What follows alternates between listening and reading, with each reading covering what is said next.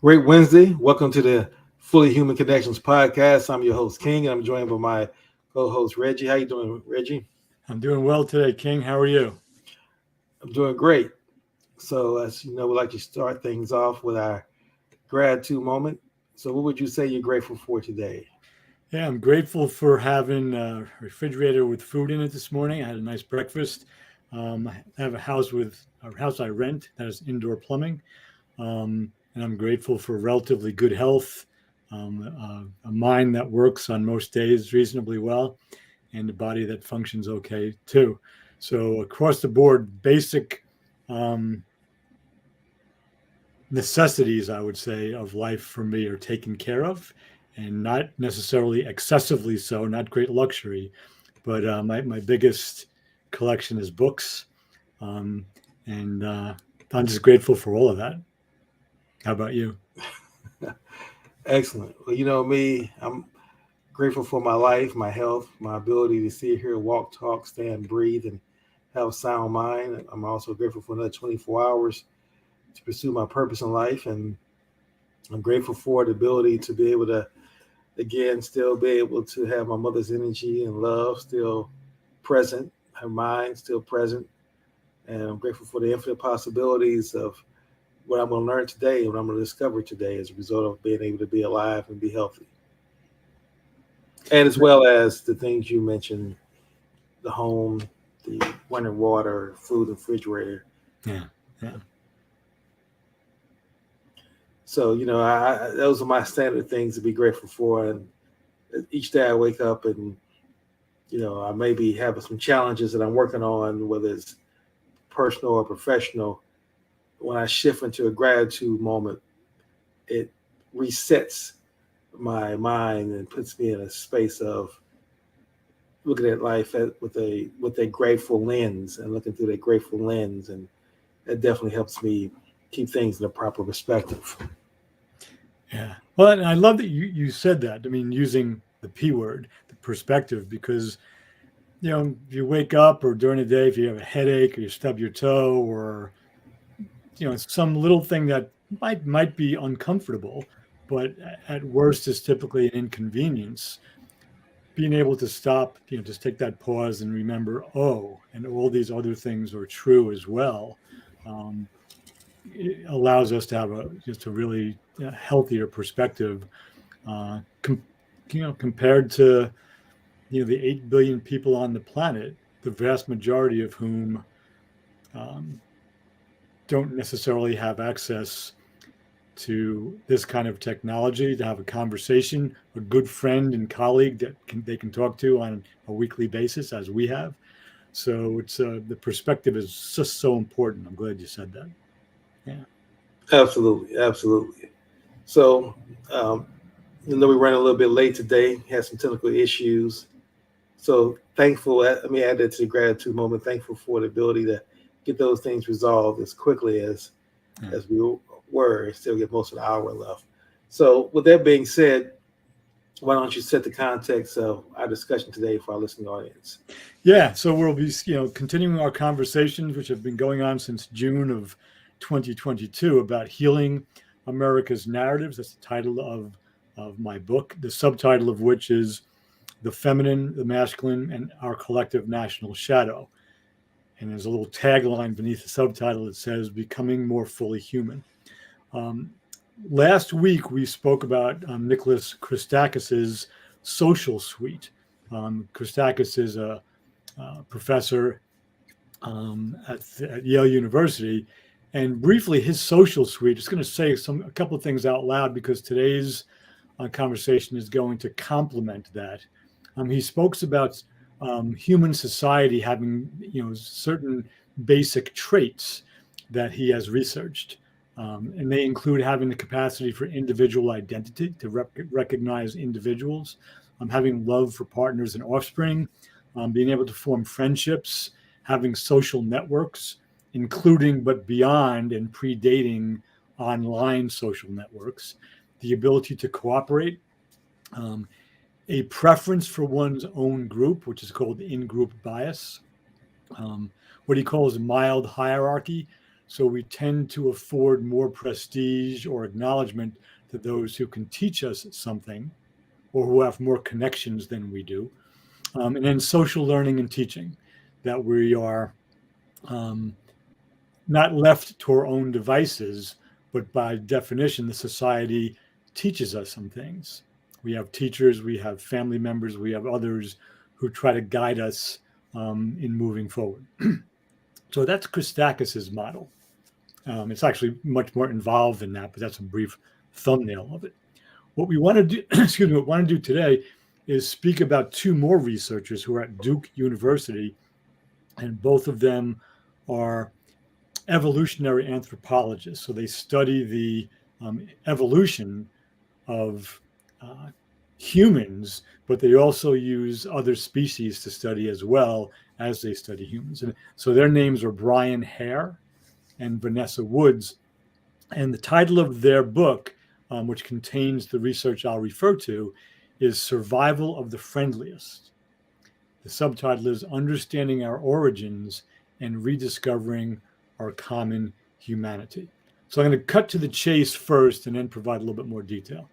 What Hare and Woods argue, and again, it's evidence-based argument, they're just not making things up, is that when Darwin spoke about natural selection and survival of the fittest, that's been interpreted historically where fittest means the strongest or the most physically aggressive and that which can dominate others. That was the fittest.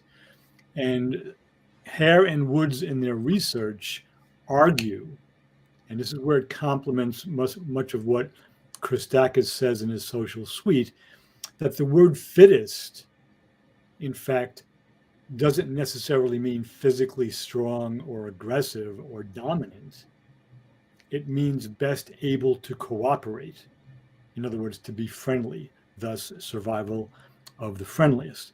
And they speak to Darwin's language, that when he was speaking about natural selection and survival of the fittest, what he meant by the fittest was whatever was optimum for bringing viable offspring into the world and then keeping them alive. And again, that's been interpreted as meaning strongest and most aggressive and being able to dominate others to stay alive. As one more just tag onto this before I get quiet, in his looking at Darwin's work, Ken Wilber points out that in Darwin's book, The Descent of Man, Darwin mentions survival of the fittest as a phrase twice. He mentions the word love 95 times and the words moral sensitivity 92 times.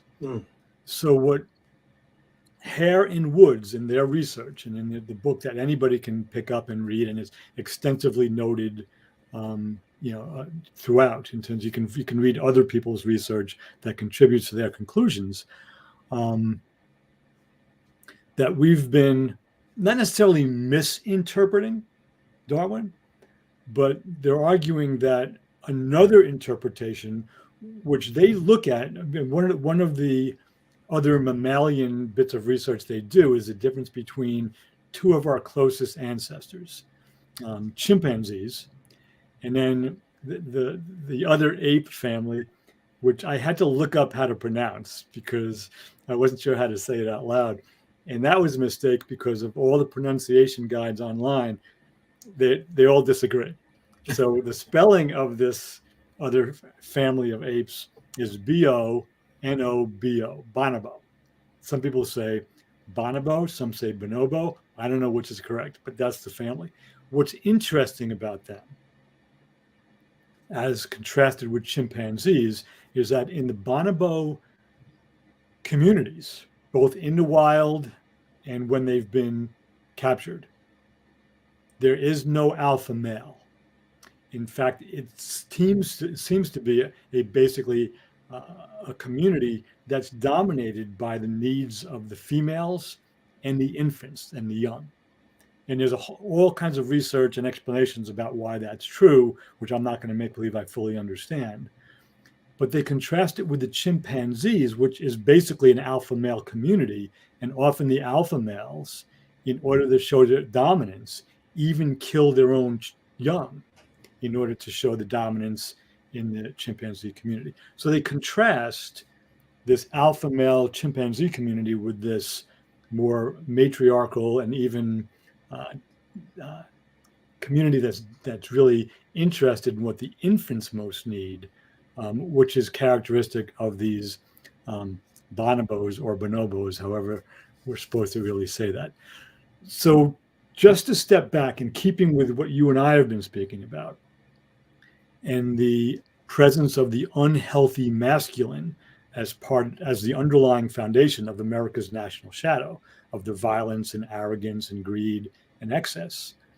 There's increasing research, not just with the ape research that Hare and Woods are pointing to, but if you look at who really survives and the movement of human evolution, even post-World War II, with the formation of the UN, which is a flawed institution, but it was grounded in the realization post-World War II that we need to cooperate as nation states, or we're going to kill each other.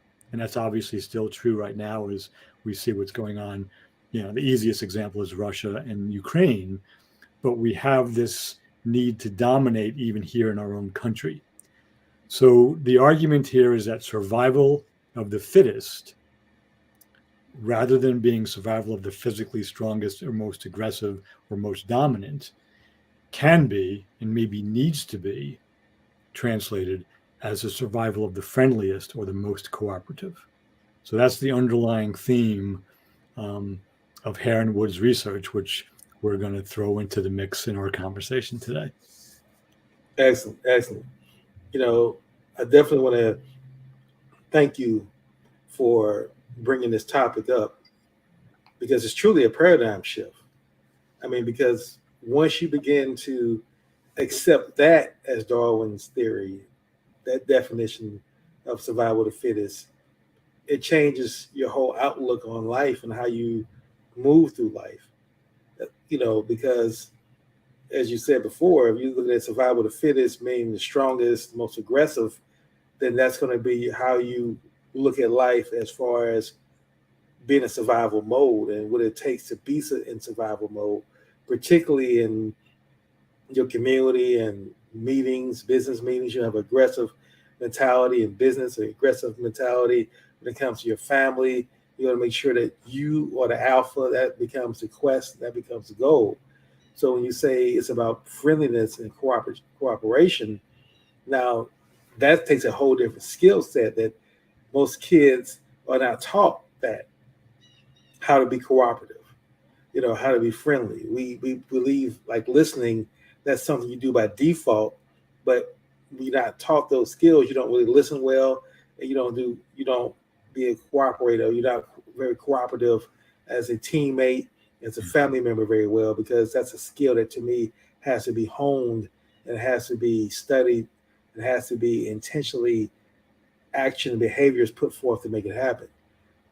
Now, I want to ask you a question. With that being said, what brought to mind was, and this is where I get to my spiritual hat or my spiritual perspective. When we say survival, I look at that as transcending, as again, Carl Jung talks about the 4 different archetypes. We start off with the athlete, then the warrior, the athlete, the statesman, and then the spirit. And in that spirit context, let's look at someone like Martin Luther King Jr., someone who was known as a cooperative person, looking to cooperate and collaborate with people and have love as a central focus. One can argue that he's still surviving today, at least his spirit, his energy is, because he's still talked about, he's still quoted, he's still mentioned, he's still celebrated as a person who may be in that time frame, who might have the physical characteristics to be aggressive. And we don't even mention that person who they both lived through that same time frame in the 60s and maybe died in that same time frame. So What are your thoughts around that? Your spirit, that relating to your spirit still surviving and still being relevant 50 years after your passing. Yeah. While I'll just stay with American culture to to start, but it's probably true in a lot of other cultures. Um, while we do honor those who have been violent, mainly through the military, because the violence was on our side, so to speak. Um, those whose spirit tends to last the longest and remain influential have been those who moved culture and society more towards inclusion, balance, and um, really complexity. Because it's if when you're in an us versus them, black and white, either or mentality, the world is pretty simple. When you begin to integrate, in the biggest meaning of that word, integrate viewpoints, gender, race, identity, all of that, by definition, it becomes more complex. And we tend to remember those and honor those who have been skillful at bringing um, that inclusivity, that comprehensive balance to our culture and our communities. So I think what you said is spot on. And I think a great example of it, and you can see development here too, if you look at the early years of Dr. King and Malcolm X, um, two, two different takes on how to get this done, basically. And Dr. King, nonviolence and moving towards peace and eliminating poverty. It wasn't just about racial equity, but about equity in general for all human beings. Um, and Malcolm X, famous quote was, by any means necessary. And he was, a really gifted. They both were gifted speakers, and he was somewhat incendiary. And as he saw more of the world, and especially after his pilgrimage to Mecca, and he came and he saw that it wasn't just blacks or just whites; it was this morass of people of different skin pigmentations and different ethnicities who were, making the pilgrimage. He came back with a whole different view, and he and Dr. King had some really good conversations, and he actually spoke out against Elijah Muhammad and the Nation of Islam because he saw them as being more divisive. So we got to see, Dr. King, not that he didn't evolve, he did, but we got to see in real time a real transformation of Malcolm X toward this more inclusive view, where not that he was thinking everything was okay, because he definitely was clear that it wasn't, but it wasn't so much skin pigmentation against skin pigmentation, but it was viewpoint and value against viewpoint and value. And that's, again, my own language around that example. But for me, that was a spiritual transformation. So, absolutely. Yeah. No, I completely concur with you. And, I credit Malcolm X's life as being a tipping point for me when I was a youth. I said I was a wayward youth when I was 18, and not that I was criminally wayward, but just more of, rambunctious, rebellious type mentality, not listening to my parents, thought I had all the answers, and wanted to be out with my friends and not doing anything in a positive value to society, not even caring about society in that context, until I read his autobiography, and that shifted all my thinking. It became a paradigm shift. It gave me purpose for the first time in my life. And that I credit that as a pivotal point in my life. So you mentioned Malcolm and his growth helped me in that context, influenced me in that context. Yeah. King influenced me later because, of course, when you're in a rebellious stage, you don't want to hear love. That's not what you're trying to hear. You want to eat food that fits what your mindset is. If you're an aggressive, angry mindset, you want to eat food that's spicy and that fuels that energy. And King's message of love wasn't fueling that energy. It wasn't until I got to be older that I began to really listen to the latter part of Malcolm's, as you say, his pilgrimage to Mecca, and when he realized, wow, at the end of the day, it's not about black or white. And as you say, pigmentation is really about the individual spirit that each person brings. And that's what's more valuable than anything else. And that's as we talk about in your book, the narratives. And I said that's one of the biggest false narratives that we live in this country, or more so in this world, but we're going to be more specific to this country. We live under this false narratives about race and making everything monolithic. And every time something comes up racial, then we quickly, media quickly tries to get the black perspective and the white perspective and try to make those, combat each other because it gets eyeballs, it gets attention, and it gets that kind of energy going and keeps us divisive. Where on a daily basis, most people who have gone through that maturity continuum of being, athlete, warrior, statesman, when you get to that mindset and you begin to see that it's not about me anymore, what can I do to make the world a better place? And then in that quest, that questioning, that seeking, you realize that I can't make the world a better place if I only focus on my own issues, my own thinking. I've often said that, and I've lived this and I've learned it as well, that if you take two people, one person in survival mode, another person is in working to go to in thriving mode, and you task them with, you have to, man who's in poverty, you have to raise $5,000 by the end of the week.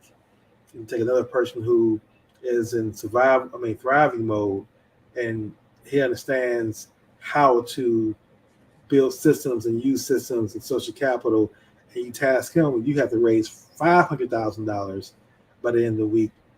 Which one you think has the most difficult path?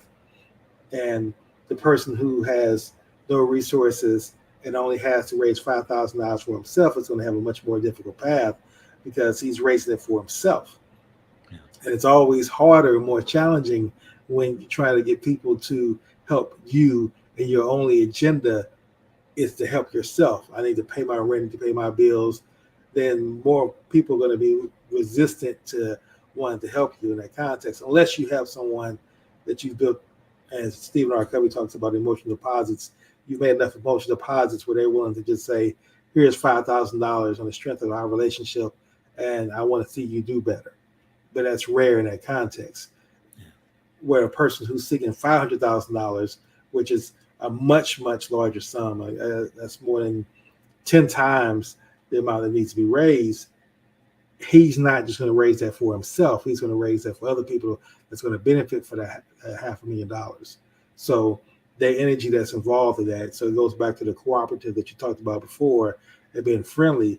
That person has learned that skill if he's successfully able to raise that $500,000 by the end of the week.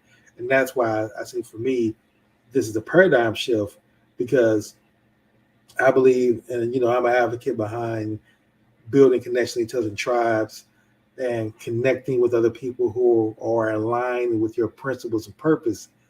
That cooperation and learning how to listen and how to be empathetic, those kind of skills are essential to building those tribes.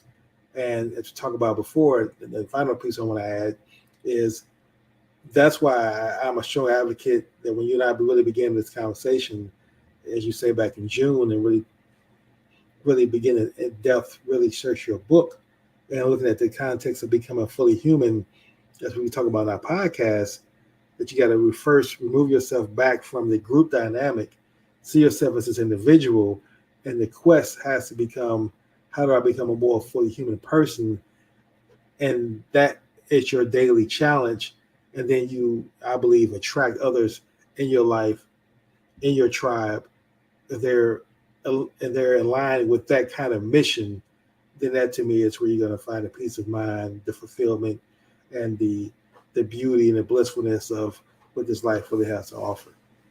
Yeah, beautiful. And I love how you just brought that to a close, but I also love the example of the two men, one has his own, just his own resources, raising $5,000. Somebody else who has a community or connections who's going to raise $500,000, and that brings us back to the short, what I call developmental shorthand in the book. I was kind of reduce, 50 plus years of research on adult development that we now have under our belt to 4 steps. The first one being it's about me. The second step, the next growth step, is it's about us. And step after that is about all of us, meaning all humans in the context we're using it. And then the final step would be it's about all that is, meaning I care about everything beyond just human beings. So from me to us to all of us to all that is. And to the point of survival of the friendliest, as we were addressing today, and your example of the 2 men trying to raise funds, when we get into that, it's about us. I mean, it's about us has more resources than it's about me, obviously, because now there's a community or a family or a network, however we want to phrase that. But as both Nicholas Christakis, in last week's conversation with the social suite makes clear, and as Hare and Woods make clear in their survival of the friendliest conversation, the it's about us perspective, the in-group bias, preference for my own group, that can be both healthy, so it's, us and them, and it can be unhealthy, us against them. So the very same view of the world, my group, can lead to things like the Red Cross or the Salvation Army, or at its best, the United Nations, or any other group that at least is trying to do good in the world. And it can lead to the us against them, where we dehumanize others because they're not part of our group. So any of these developmental lenses can be healthy or unhealthy. And the goal, as we're speaking about it, is to move definitely. And when you move from me to us, from a preference from just myself to a preference for my group, you don't lose your care for yourself. You don't suddenly become self-forgetting and you don't take care of yourself anymore because the group is more important. That would be unhealthy. But a healthy move from a focus on just myself to my group and then to all humans transcends and includes the earlier stages. So when I move from a focus on myself to a focus on my group or my groups, because typically we have more than one group that we care about, I still take care of myself. I don't forget to eat. I don't forget to bathe. I don't, self-neglect. It's just that my primary focus now tends to be on my group. And when I get to it's about all of us, it really matters to me.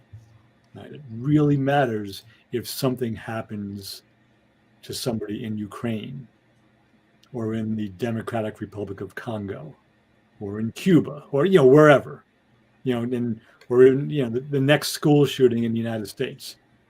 If it's not my school, I still care about what happened there. So it's a whole different orientation, a whole different perspective. And that's the goal we want, increasingly inclusive views of the world.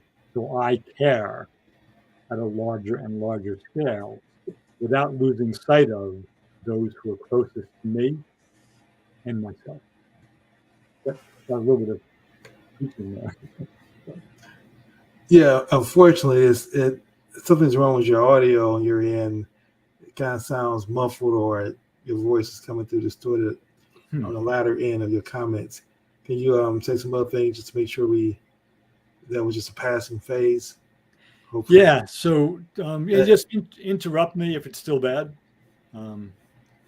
So I was basically talking about the importance of the healthy developmental moves from a focus on me to a focus on us, meaning my groups, to a focus on all of us, meaning all humans in this context, and then to an even larger focus, which very few human beings anywhere really live in, on all of it.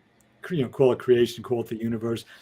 All sentient and non-sentient beings, to really care about all of it. The vast majority of humans in the United States and on the planet live in an us-centric view. So my family, my political party, my country or my state, my sports team, even to take a lighter view of it. That's where the vast majority of us live in the third decade of the 21st century. It's an us-centric view, which again can be healthy, but can also be very unhealthy. And we see in the U.S. today, which is the underlying premise of my book, we see this unhealthy iteration of this us against them, throughout our culture. So that was essentially what got muffled. Thank you for repeating that. Absolutely.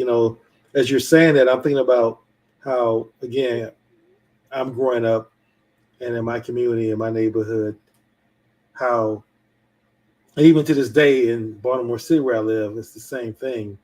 You first begin to separate yourself based on the city you grew up in. I grew up in Baltimore, I grew up in Detroit, I grew up in St. Louis, so you see that difference.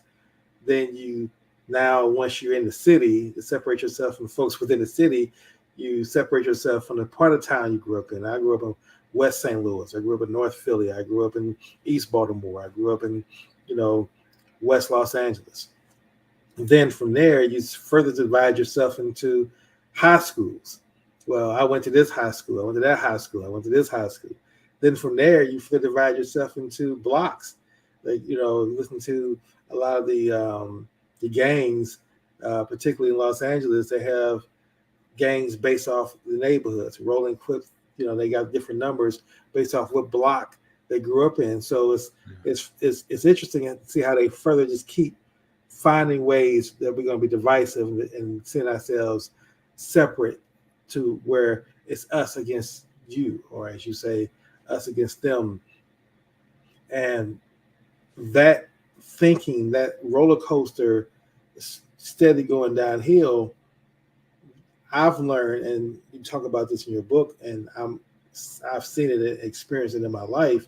And that's why I believe that our discussions that we're having on our podcast is so important. And hopefully others see the message we're getting out, is that that's where you have to make that shift to say, I have to remove myself from any group that's causing divisiveness and separation, and say, let me begin to first work on myself, become more fully human, and how do I improve that and become better and make that my daily quest. Because again, that's not something you can reach and say, I'm fully human, I've connected to myself on every level. As you have to learn yourself on a daily basis, and you want to intentionally set goals to modify and grow your behaviors to be much more spiritual, in line, in love. And when you do, life works better. I mean, everybody's quest at the end of the day, if you ask anyone, they're always searching for peace of mind. And peace of mind means that you can stop the noise in your head, right? You can stop all that judgment when you walk into a room, or that's just even a very, as we talk about self-mastery, that's, if you can get to the point you can walk into a room and not judge folks when you're scanning the room. This person's fat, this person's black, this person's white, this person's ugly, this person's pretty, this person's rich, this person's poor. If you can just stop that quick observation and judgments and just focus on the love, the energy, that to me is something that I have to work on myself on a daily basis. And when I can master that, and I'm mindful of that, and I'm present of my thoughts when I walk into those rooms, the more I am, the more I see a change and growth in myself. And that's why I tell folks that to me is put me on the journey of obtaining peace of mind beyond the yoga, meditation, and all those things, but just controlling your thoughts into that context. Yeah, and as you speak to that, there's so many examples that we have of some folks doing a really, I'll say socially visible, good job with that, and others not so much. I mean, one of the things that I'm really tuned into nowadays, because it happens so frequently, is every time there's a shooting somewhere, the mayor and the chief of police and others speak publicly, and they speak about the people of fill in the blank, whatever community it happens to be, are strong, and we'll get through this because we, as a community, well, yeah, they should say that. So I'm not criticizing that they say that, because they're trying to rally the troops, so to speak, and show the support that they hope will happen in the community. But that's true in every community. Nobody says, we just had this shooting, and as a community, we're really no good, and so we're really going to suffer. Nobody's going to say that. All right, now, it's funny to even say that out loud, right? No one says that, and so it's not a critique of their saying that. It's just I'm waiting for someone to say, as human beings here in the most recent, okay, in Louisville or in Nashville or Newtown, Connecticut, or wherever, right? As human beings, we're part of this larger issue of people killing each other in our country for no reason. And we need to, say something like that. But we hear the specifics of the in-group bias. My community is strong and we'll get through this. Yeah. And good for you. But we all need to, it's this larger community of humanity that's strong and needs to get through this. Another example, which is less socially important but very popular, is sporting events. And we'll just stay with basketball since we've been speaking about that. The NCAA tournament was done a couple of weeks ago, and now the NBA is beginning. But when there's a foul and a player goes down, in most cases in Division I NCAA basketball and in the NBA, the player who committed the foul will either step over or ignore the player who's on the ground. And only the teammates of the player who's on the ground will come and, extend an arm and help them up. It's almost like a taboo to help somebody up from the other team. That happens on occasion. Mm-hmm. So it's almost like it's the alpha male domination thing. I knocked you down and I just ignore you. And the worst thing you can do, which leads to fights sometimes, is step over the person, like literally walk over them, which they do intentionally. And so from where I'm sitting as a former athlete, not at that level, but as a former basketball coach, I want my players, anytime that happens, if my players are the ones who aren't knocked down, to immediately extend the hand to help them up for a variety of reasons. One is strategically, it doesn't give them more of a charge to want to beat us because I'm being friendly, right? I'm disarming them a little bit, sorry, and a real legitimate reaching out of the hand. But then it's also just getting back to what the topic of today. Surviving together, because at the end of the day, and we know this in sports, there's two teams. At the end of the day, one is going to lose, one is going to win, relatively speaking. In the NBA, they play 82 games before the playoffs. In college basketball, they play about 30, give or take, before the championship playoffs. Each team, with very few exceptions in college and with no exceptions in the pros, each team is going to win and lose throughout the season. So why not, be assertive, be aggressive, be the best you can while the clock is running and while you're trying to score or prevent somebody from scoring. And when the clock stops and somebody's down, return for a couple of seconds to your common humanity. And I would even say to the shared values you have. If you're playing in the NBA, you're part of a really elite, tiny group of people on the planet. if you're playing Division I college basketball in the NCAA tournament, there are more of you than in the NCAA, but it's still a pretty elite group. So, honor the common humanity, honor that elite group that you're part of, and just have that kind of support. Now, we could take that out of sports and apply it everywhere, to the corporate world, to law enforcement, to what I like to refer to as the insurance, medical, government, financial, lobbying industry known as healthcare in America. But just to take away that, stepping over the person and ignoring them when they're down and helping them. And that's a survival of the friendliest. Absolutely. Absolutely.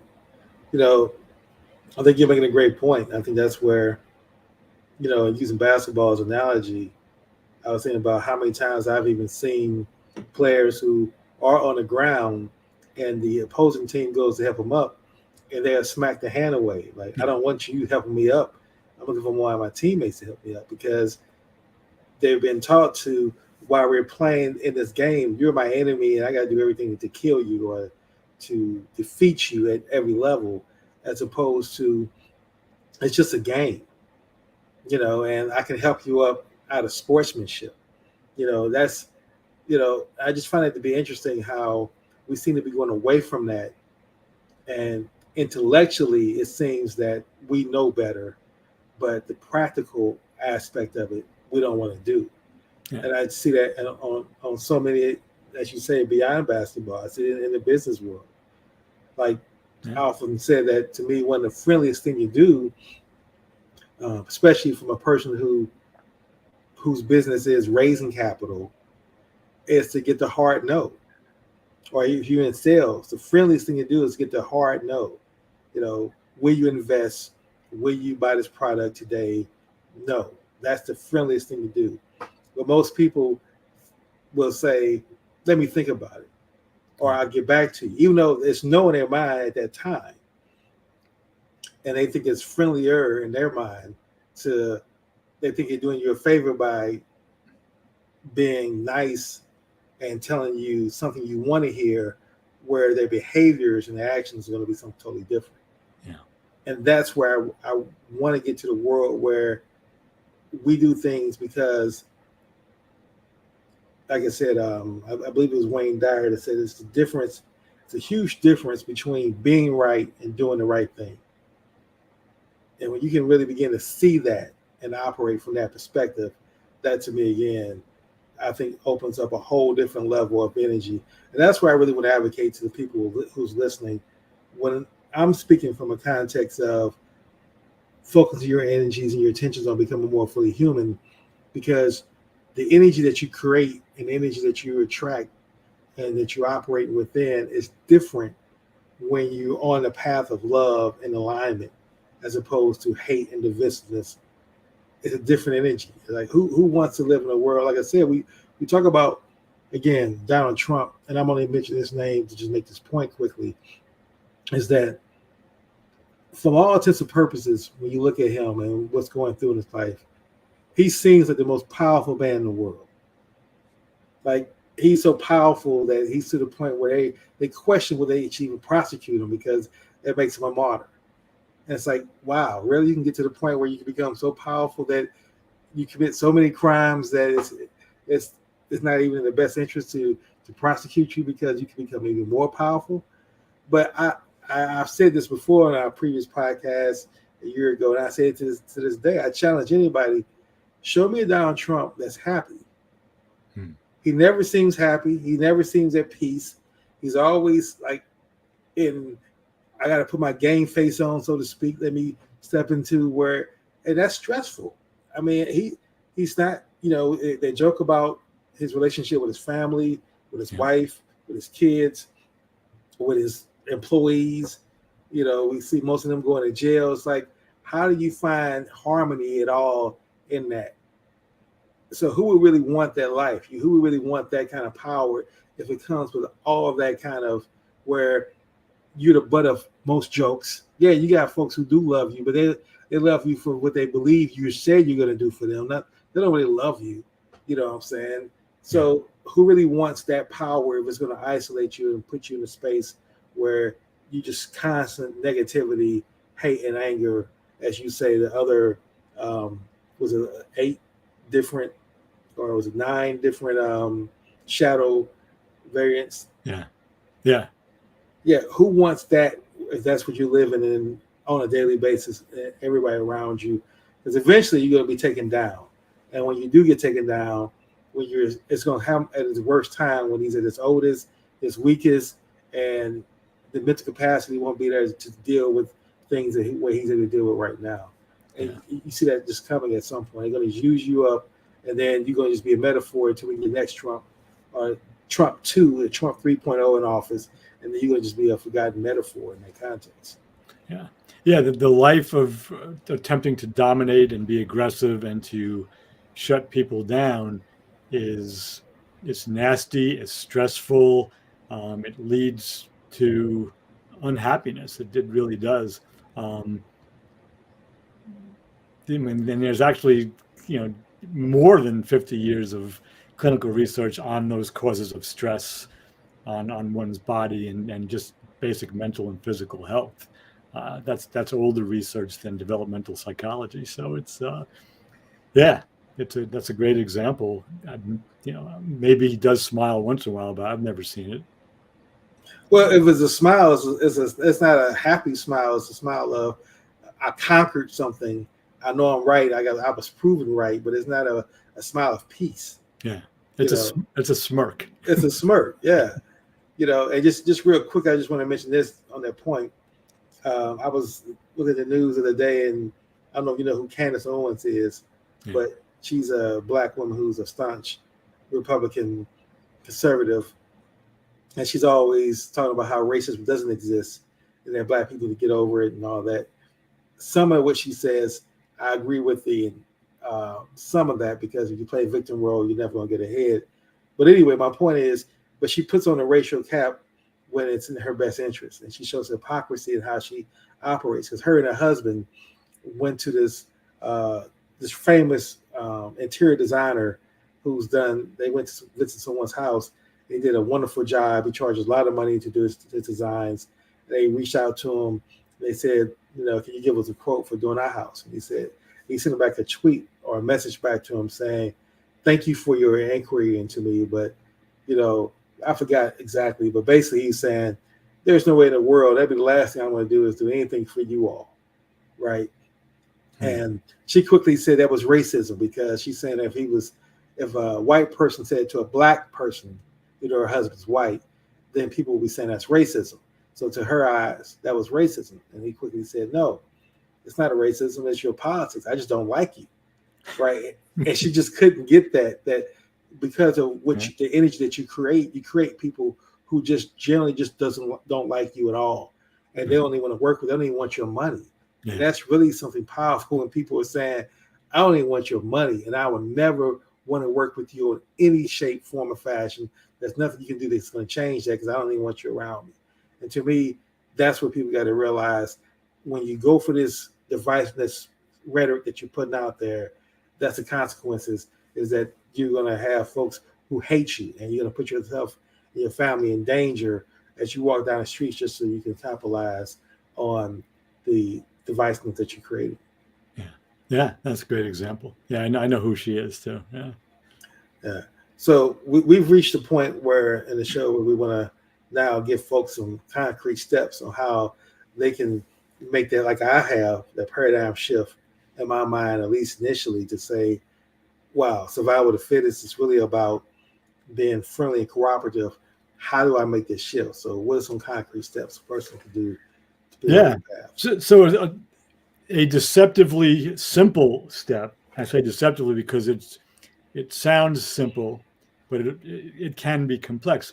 When I find myself in a situation that by definition is, could be seen as being competitive, where, maybe it's about a business contract, maybe it's about, it's an athletic situation, whatever it might be, where there could conceivably be a winner and a loser, or a level of winning and losing. I'm not saying don't compete if it's a competitive endeavor, but find a way to, give your brain a more complex uh, endeavor than just win or lose, and find a way to be cooperative within the competitive environment. Or maybe just turn it into, if it's possible, it may not be, but find a way to turn what seems competitive into a cooperative environment. In other words, challenge what goes on behind your eyes and between your ears to make the move from, if possible, from competitiveness to cooperation. And if that's not possible, find a way to have the cooperation within the competitiveness. Extending the hand to the player on the floor in the basketball game, for example, would be, you're still going to compete, but you're being momentarily friendly and cooperative when you do that. So that would be the move to make, and find a small way to test it out so nobody gets hurt. You don't lose anything. You don't lose millions of dollars or even tens of dollars in my case. You just try to cooperate rather than compete in a given moment. Absolutely, absolutely. Well, again, we reached the point of our show where we want to begin to bring it to a close, and give you an example of someone who we feel that is either their past or present currently exhibiting the behavior and characteristics of being fully human. And I'm going to go first because it's a person and I actually been working on this person all week, because I actually saw he's one of my favorite actors, and when I saw that something happened to him on New Year's birthday, January 1st, it was shocking, and I've been kind of wondering about his welfare. I had no idea kind of what he was doing, so this is why I want to give him his flowers, so to speak, right now. His name is Jeremy Renner. And January 1st, and again, he's a guy who played in the Avengers as Hawkeye, and he's played in several other series, several other shows. Great actor, but he's really a good person. Like, he's really a great, caring person. And he has a house in Nevada, up in the mountains in the snow, and has this big enough where his family can stay with him. And he was out with his nephew, and to save his nephew as he's driving a snowplow, because he actually shovels the snow for folks out on the street with his big, huge snowplow. And he felt that his nephew he had pulled his nephew's truck out of the snow, and he wanted to make sure he was safe behind him. So he stepped out to look for his nephew, couldn't find him, and ended up stepping on the little snowplow. Has these conveyor belts with these sharp edges on them, and he actually stepped on that and fell on the ground. He's actually on the ground, and his snowcap's still going forward, like it's going to crush his nephew, the truck. And he tries to jump back on the wheels that are the tractor thing that's spinning, and that's where it ended up falling there, and it came and rolled over him and crushed him to the point where, on the concrete no less, with 35 bones, and it's over 35 bones, his body was broken. His head, eye popped out, ribs crushed, lung collapsed, liver punctured, all these things, massive, people thought he was going to die. So where I'm going with this is, he survives all that, and while he's in the hospital, he gives $5 million to a children's donation.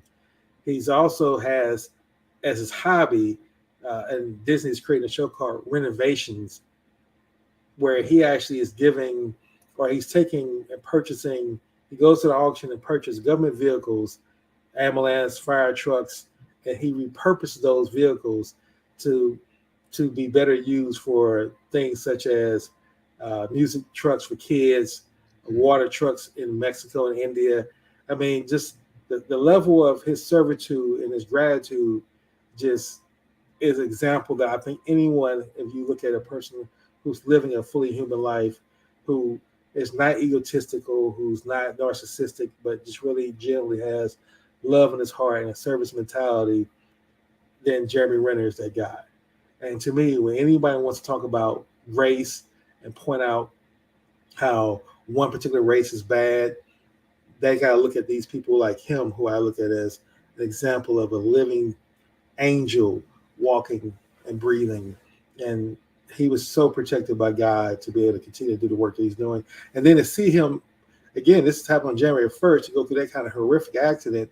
And I watched the Diane Sawyer interview where he's goes through a tremendous amount of rehab, and he's going through pain and suffering just to get back to the point where he can now walk again. So I just think he's a phenomenal case. I just want to give him his flowers on that.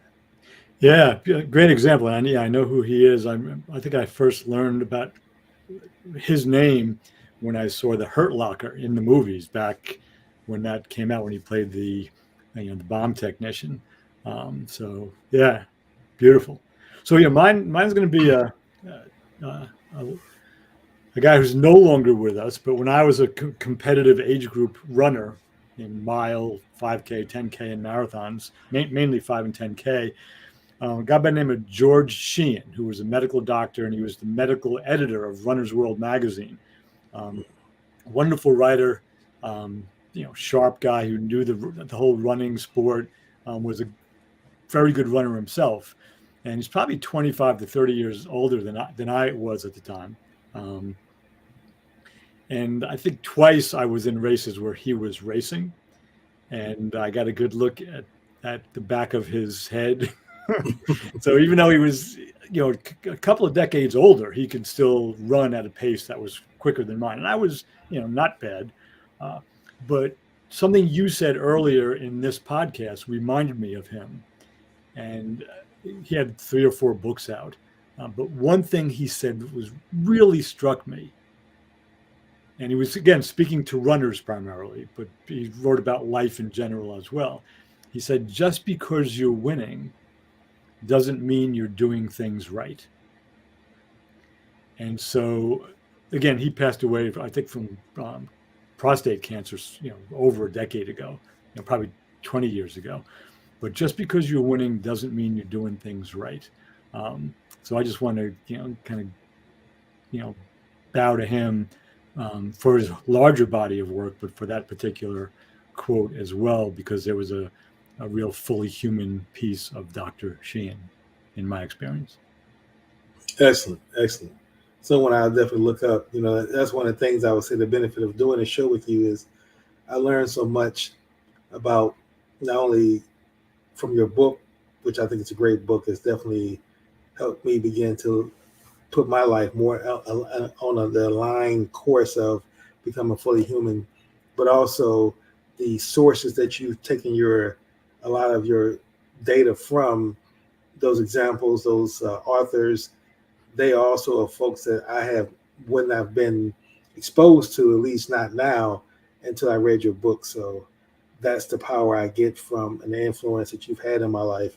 That's why it's such a pleasure doing this podcast with you. And I hope that our listening audience is getting something from what we're sharing, because I want to thank everyone who's listening, because, of course, when you listen to this live or when you listen to this as a listen to the rebroadcast of it, it's something that's going to help put something on your mind. You can't listen to our show.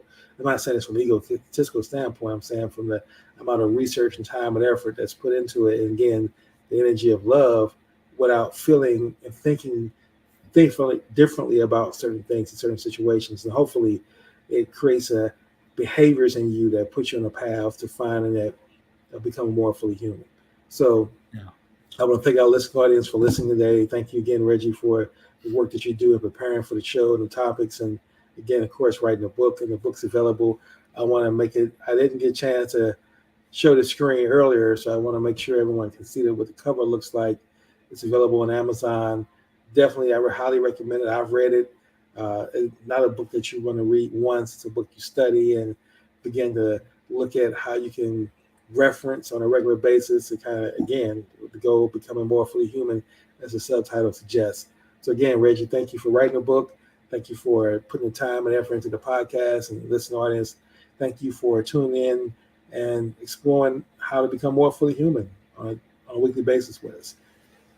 You're welcome, King, and thank you for your ongoing interest and for these conversations, which I learned from as well. So this is a wonderful experience for me as well. So thank you. And until next Wednesday at 10 a.m., I want to wish everyone a blessed and productive day, and encourage you all to take heed to Reggie's suggestions on the next steps, and let's all find ways of how we all can become more fully human in our actions. Thank you.